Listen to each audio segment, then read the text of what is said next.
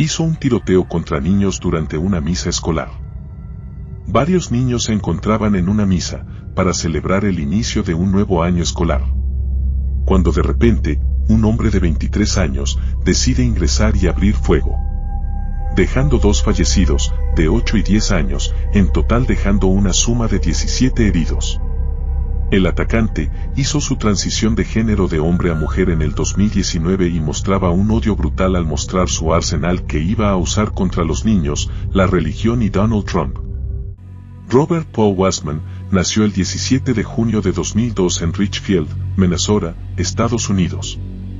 Hijo de James Alan Wastman y Mary Grace Wastman, creció en un entorno marcado por la fe católica.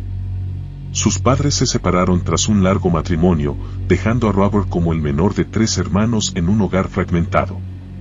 Su madre trabajó durante años en la administración de la Iglesia Católica de la Anunciación, la misma que años después sería escenario del crimen. Desde niño, Robert se caracterizó por una personalidad introspectiva, reservada y a menudo distante. Sus intereses variaban desde la música electrónica hasta la tecnología, pero con el paso del tiempo se hicieron evidentes signos de incomodidad profunda con su identidad y su entorno. En la adolescencia, cursó estudios en diferentes instituciones, sin llegar a consolidar estabilidad académica.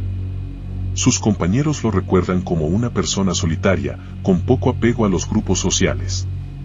En 2019, decidió cambiar legalmente su nombre de Robert Paul Wastman a Robin Wastman, manifestando una identidad femenina, para tener validación social. Sin embargo, detrás de ese paso se escondía un conflicto personal más complejo. En sus escritos privados, Robin expresaba cansancio y confusión, señalando sentirse atrapado en una identidad que le producía dolor. La mezcla de depresión, aislamiento y obsesión con episodios de violencia masiva empezó a moldear un perfil peligroso, aunque invisibilizado para quienes lo rodeaban.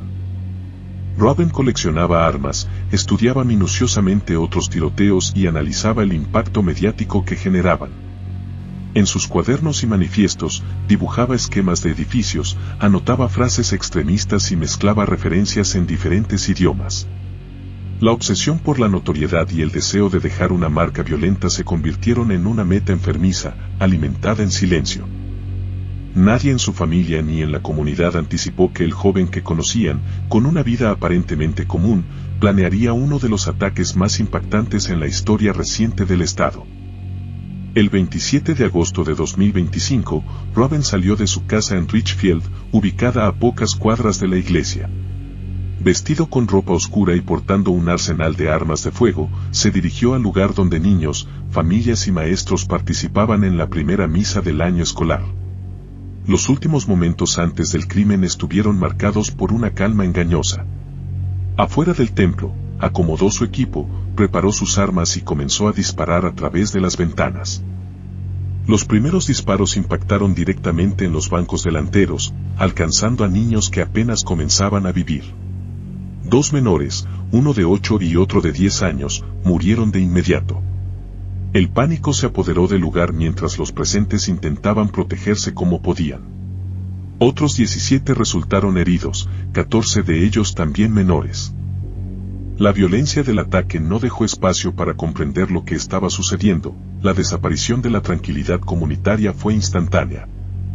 Las cámaras de seguridad del vecindario registraron el ruido, pero no había imágenes claras del interior, ya que los disparos se realizaron desde afuera. Los testimonios recogidos posteriormente coincidieron en que todo ocurrió en cuestión de minutos. Algunos feligreses lograron cerrar las puertas, evitando que el atacante ingresara y multiplicara la tragedia. Cuando la policía llegó al lugar, Robin ya se había quitado la vida con un disparo. Su cuerpo yacía junto a las armas que había utilizado. La investigación policial descubrió un manifiesto grabado en video y publicado horas antes del ataque en una cuenta de YouTube.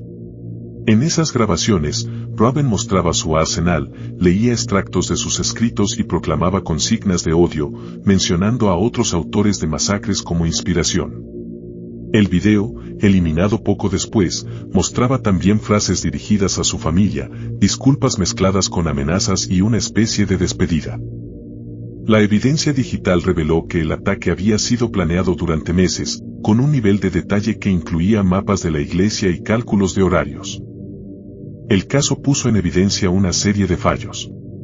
A pesar de las señales de alarma que contenían sus escritos y publicaciones, Robin logró adquirir legalmente varias armas de alto calibre.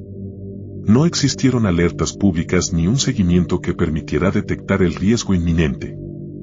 La investigación policial señaló que, aunque hubo intentos de reforzar los protocolos de seguridad en torno a instituciones educativas y religiosas, el sistema falló en identificar a una persona que había mostrado abiertamente señales de radicalización y pensamientos violentos. El proceso de búsqueda y rescate se centró en trasladar a las víctimas a hospitales cercanos. Escuadrones especializados inspeccionaron el área para descartar la presencia de explosivos. En su domicilio, se encontraron más armas, municiones y cuadernos con ideología extremista. Las autoridades no hallaron cómplices ni evidencia de que formara parte de una célula organizada, aunque su manifiesto fue calificado como un documento de odio y exaltación de la violencia. Las versiones oficiales indicaron que actuó solo, motivado por una mezcla de frustración personal, ideología extremista y deseo de notoriedad. El caso fue clasificado como un posible acto de terrorismo doméstico. La justicia penal nunca alcanzará a Robin, pues se suicidó en el lugar, pero la investigación continúa en torno a sus motivaciones, redes digitales y la facilidad con la que accedió a las armas. La resolución fue administrativa y policial, dejando a las víctimas y a la sociedad sin un juicio que esclareciera responsabilidades más amplias.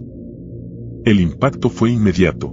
Protestas sociales se organizaron en Minneapolis y otras ciudades, reclamando justicia, cuestionando la impunidad del sistema y señalando la falta de control en la venta de armas. Familias enteras marcharon con fotografías de las víctimas, recordando que la violencia había tocado a los más inocentes. La memoria colectiva convirtió los nombres de los niños asesinados en símbolos de resistencia y en un llamado a no olvidar. La memoria de Robin Wastman y su crimen no se recuerda para glorificar, sino para advertir. El desenlace muestra hasta dónde puede llegar la violencia cuando no se atienden las señales. El caso resuena como un llamado urgente a reflexionar sobre la justicia, la prevención y la responsabilidad colectiva. ¿Crees que debería existir una agencia para controlar este tipo de señales que podrían indicar a potenciales asesinos seriales? Te leo en los comentarios. Haz clic en el pulgar arriba, comenta y comparte con todos tus conocidos este video. Suscríbete y activa la campanita de notificaciones para que te avise de un nuevo suceso criminal.